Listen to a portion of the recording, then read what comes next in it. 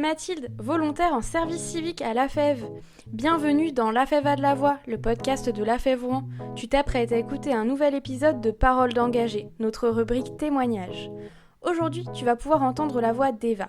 Eva, c'est la déléguée territoriale de Rouen. Son engagement à l'AFEV a commencé il y a plus de 10 ans quand Eva est devenue bénévole. Dans cet épisode, tu vas donc pouvoir découvrir son parcours, ce qu'elle aime dans son travail, ainsi que son rôle de déléguée territoriale. Bonne écoute! Est-ce que tu peux te présenter, nous dire ton prénom, ton âge, ton rôle dans la FEV? Alors, je m'appelle Eva, j'ai 31 ans et je suis déléguée territoriale à la FEV, c'est-à-dire responsable d'antenne. Est-ce que tu peux nous décrire ton travail et ton engagement à la FEV en 3 mots? Alors, je dirais spontanément utilité. Dans le quotidien, beaucoup de polyvalence et surtout, l'important, le lien humain. Est-ce que tu peux nous dire pourquoi la FEV et comment tu l'as connue?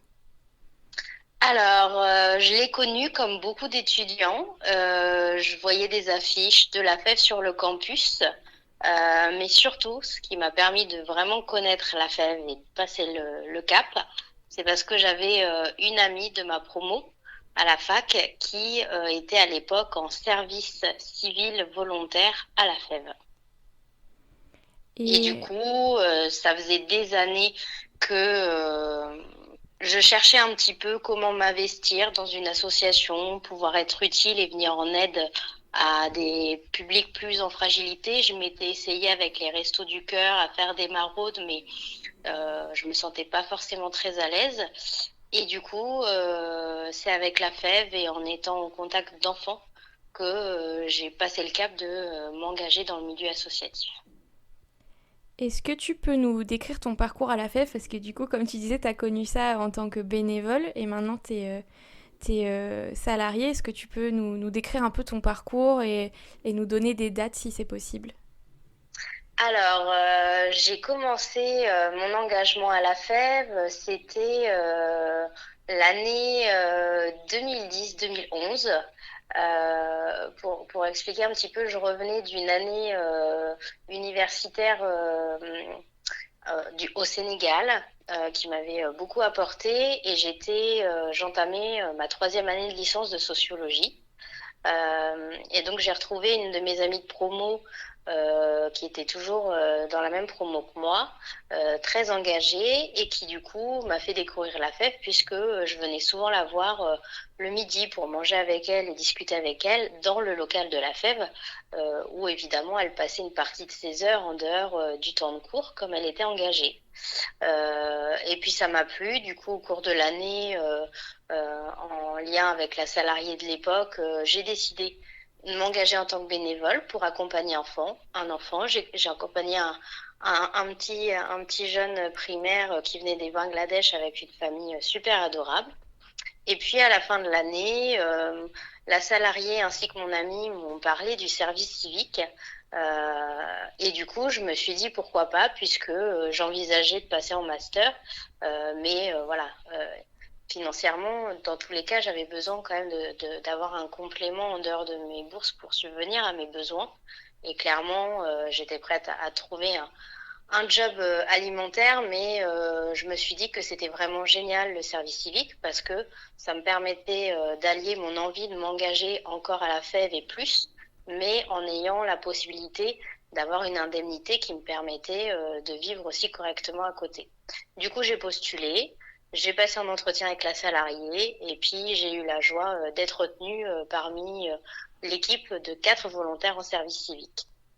Donc du coup, pendant 10 mois, j'ai été volontaire de septembre à fin juin. Et là, tout au long de l'année, ça m'a permis de voir que travailler dans le monde du social, c'était vraiment toujours ce qui me convenait. Mais ça m'a ouvert d'autres perspectives sur d'autres types de métiers, puisque je m'étais mis en année de césure pendant mon service civique avant de reprendre un master en développement local. D'accord. Euh, J'étais partie à la fin de l'année en me disant super expérience à la FEV, je suis convaincue, l'année prochaine je m'inscris en master développement local. Et puis finalement, la salariée du pôle nous dit à moi et une de mes collègues volontaires, bah écoutez, il y a le salarié sur l'antenne d'Évreux qui va partir. Il y aura une place à pourvoir. Est-ce que l'une de vous pourrait être intéressée, puisqu'elle savait qu'on se destinait à ce genre de métier. Sur le coup, je me suis dit que voilà, j'avais pas fini mes études, j'avais pas beaucoup de compétences et du coup, je me disais que la barre était peut-être haute. Et puis finalement, j'en ai parlé avec mes proches qui m'ont dit mais pourquoi pas saisir la balle au bon quand même, c'est une super opportunité qu'on te propose, tu perds rien à essayer. Et finalement, je me suis dit effectivement. Donc j'ai déposé ma candidature, j'ai été au siège de la FEV à Paris, passé un entretien avec le directeur général adjoint, puis après un second entretien avec la salariée du pôle, et j'ai été retenue. Et donc ça, ensuite, j'ai été engagée comme salariée à la FEV en août 2012. Pendant 3 années, j'étais donc chargée de développement local sur l'antenne d'Évreux, où c'est un territoire rural assez compliqué pour les actions de la FEV, mais qui m'a du coup beaucoup appris pour mon salariat à la FEV. Et puis, j'ai eu l'opportunité de revenir sur l'antenne de Rouen 3 ans plus tard, parce que le pôle se développait bien et qu'il y avait la possibilité de créer un nouveau poste. Et donc du coup, en à peu près août 2015, je suis revenue travailler sur l'antenne de Rouen et en tant que chargée de développement local avec une autre collègue. Et puis ensuite, dernièrement, en février 2019, j'ai eu la chance d'être promue à la FEV en tant que déléguée territoriale de l'antenne. D'accord, donc en tout, ça fait plus de 10 ans que tu es à la FEV. Exactement, ça fait plus de 10 ans en tant qu'engagée et en tant que salariée, cette année, ça fera en août 9 ans que je suis salariée de la FEV. Est-ce que justement tu peux nous parler un peu plus de ton rôle de délégué territorial? En quoi ça consiste? Quelles sont un peu tes missions au quotidien? Alors, si je puis dire, sur le papier, un délégué territorial, donc c'est surtout un responsable d'antenne. Donc ça veut dire qu'on a la responsabilité RH et financière du pôle, des salariés, mais aussi des engagés du pôle. Euh, le délégué territorial est aussi là pour animer le développement de l'antenne, le lien avec les partenaires, que ce soit financiers ou opérationnels. Il a évidemment la charge de manager les salariés.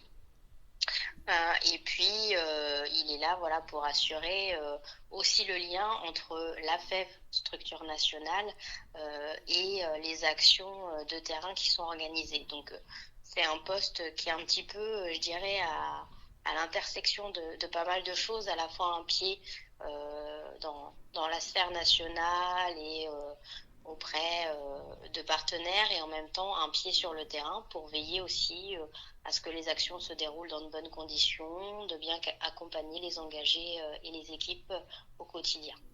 D'accord. Est-ce que tu peux nous dire ce que tu préfères le plus dans ton travail? Ce que je préfère le plus dans mon travail, c'est quand je vois les publics qu'on accompagne, donc que ce soit les engagés comme les enfants et les familles, quand je suis à leur contact et que je les entends m'expliquer combien ils sont heureux d'être à la FEV ou d'être accompagnés par la FEV et d'être ensemble.